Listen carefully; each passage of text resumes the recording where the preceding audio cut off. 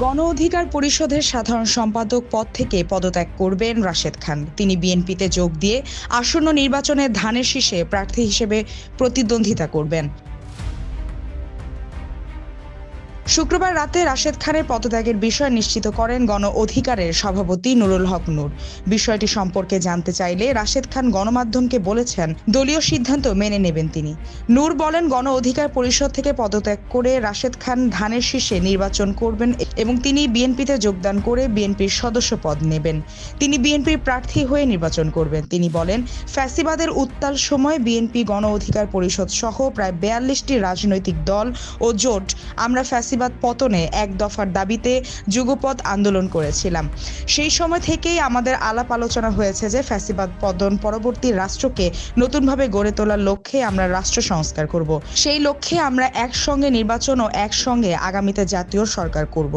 যেহেতু আন্দোলনটি কার্যত বিএনপির নেতৃত্বেই হয়েছে, বিএনপির সামগ্রিক সমন্বয়ের মাধ্যমেই হয়েছে, সেই ক্ষেত্রে বিএনপি নেতৃত্ব দিয়েছে।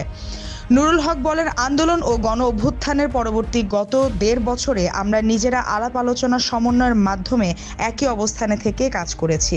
সেক্ষেত্রে আমরা আমাদের সাধারণ সম্পাদক রাশেদ খানকে নির্বাচনে জয়লাভের কৌশলের অংশ হিসেবে দল থেকে ধানের শীষে নির্বাচন করার অনুমতি দিয়েছি। সে গণ অধিকার পরিষদের পদ থেকে পদত্যাগ করে বিএনপির সদস্য পদ নিয়ে নির্বাচন করবে। আমরা খুব দ্রুত একজনকে ভারপ্রাপ্ত দায়িত্ব দেব।